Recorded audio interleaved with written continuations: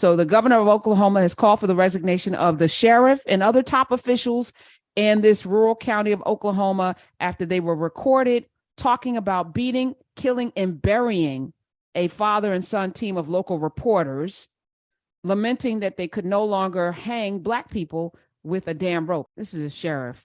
This is McCurtain County Sheriff Kevin Clardy, County Commissioner, elected official, Mark Jennings. The sheriff's investigator, Alicia Manning, was also there, as well as the jail administrator, Larry Hendricks. They've all been asked to step down. But I wonder how long they've done egregious things. You know, they wish they were in the land of cotton, old times there, not forgotten. Look away, Dixieland. They want the old times to come back where you could just whoop somebody and then hang them. And then you just got away with it. Emmett Till wasn't the only person in the Tallahatchie River. I promise you. He's the only one with a mama from Chicago that was not having it. There were a lot of bodies buried in Mississippi that we never knew about, snatched from their beds, and then no recourse, no place to go because the sheriff is in there on it. Those three that got killed, Cheney, Goodman, and Schwerner, the police were in on it. Viola Luozo, the police were in on it. The sheriff was in on it. Bull Connor wasn't an anomaly. He was just the most vocal, right? And we have Bull Connors. You think they went away? We have Bull Connors in every police department in America, not just in the South, California. We know about that too, right? So we don't stand a chance. You know, when we see cop lights, we have the I guess the good sense to be afraid, most of us. You know, well, if you weren't doing anything wrong, you don't have to be doing anything wrong. What were they doing wrong? They were reporting on corruption and injustice, and there were actual journalists that they're talking about.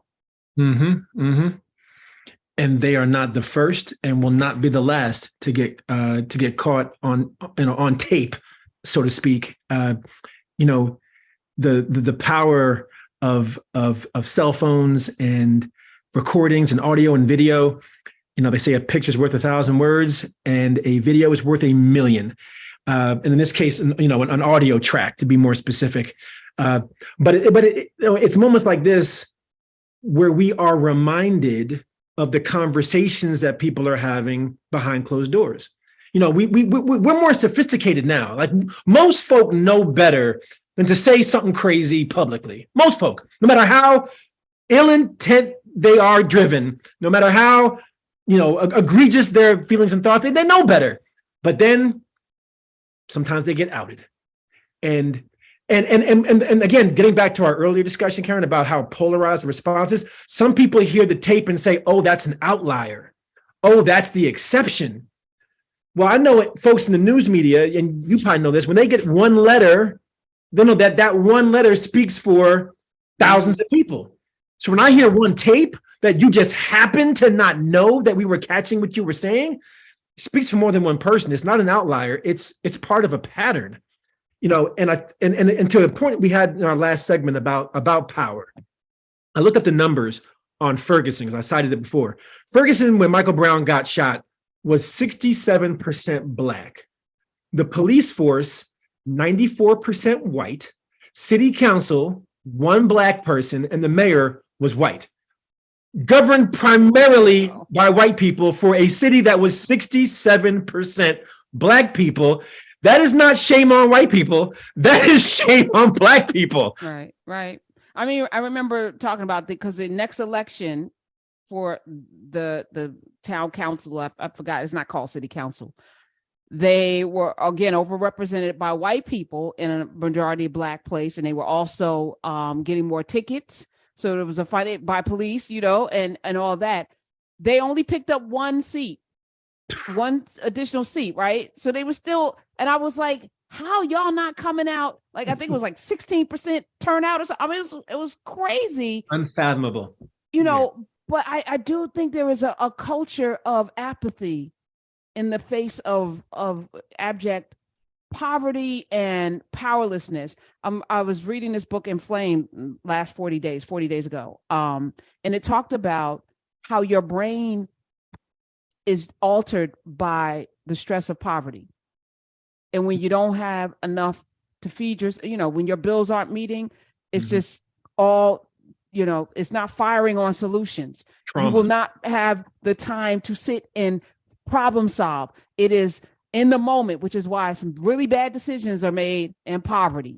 Some really horrible decisions are made, but it's your fault, but it's not your fault because something goes haywire with your brain when you're in that situation. So I look at that as being not an excuse, but it is stunning to me that you could allow for that. Mm-hmm. And then you look at the president and you expect the president to do something when you could do something right here. I feel like people always are looking somewhere impossible when the possible is right in front of them.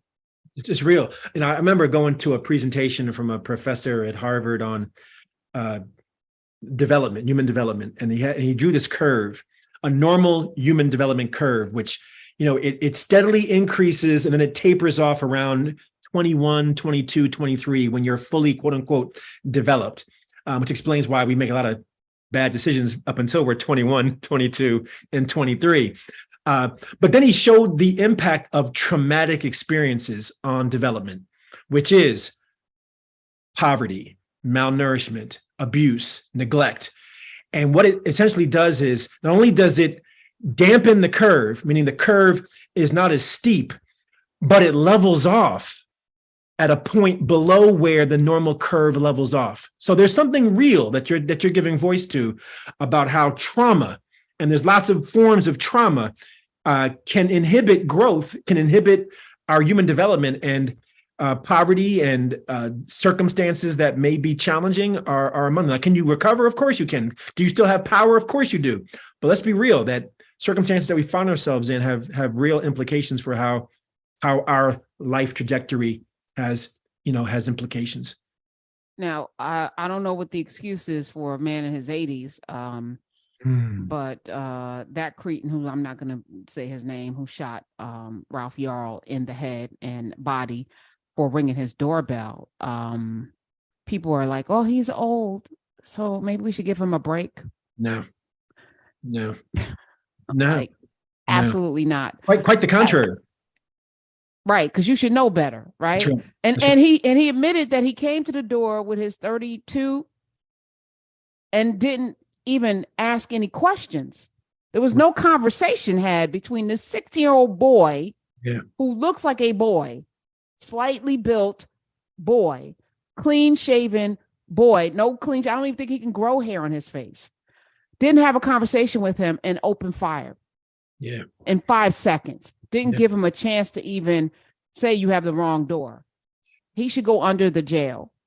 And there's a GoFundMe for Ralph Yarl that is now at, I just looked, $2.9 million. Mm-hmm. So the community is showing up for this family because his recovery, and he is going to recover, but I don't know, to be shot over the eye, don't know what that's going to require of him.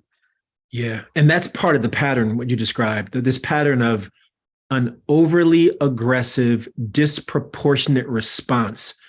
You see it at fast food restaurants where somebody is unarmed and somehow people who are supposed to be trained to de-escalate, it ends up escalating. It's being pulled over and being asked to grab something from the glove box. You were told to grab it, and then they still pull a gun on you. Like, you just told me to reach into my glove box, and you're still pulling a gun on me. And now it's walking your dog in Central Park. And now you're afraid of me when I'm minding my business. Let's be clear. I'm minding my business and you're afraid of me and calling the police. And now it's a young Black boy who walks up to your door and without a single conversation of humanity. I mean, because what I would expect you to do is ask, how can I help you? What I don't expect you to do is to have an aggressive, disproportionate response to me standing in front of you. Like, we've lost our way. And again, we talked about it earlier, and it is disproportionately happening to Black and brown people, but it's happening to not just Black and brown people, it's happening to all people. And that's two problems. Right. I mean, I was actually surprised at the 20-year-old young lady that was shot and killed by going into the wrong driveway. I just assumed she was Black, and she's not. And I was like, but where the gun, it's like, there's no outrage. Y'all, what is happening? This is numb.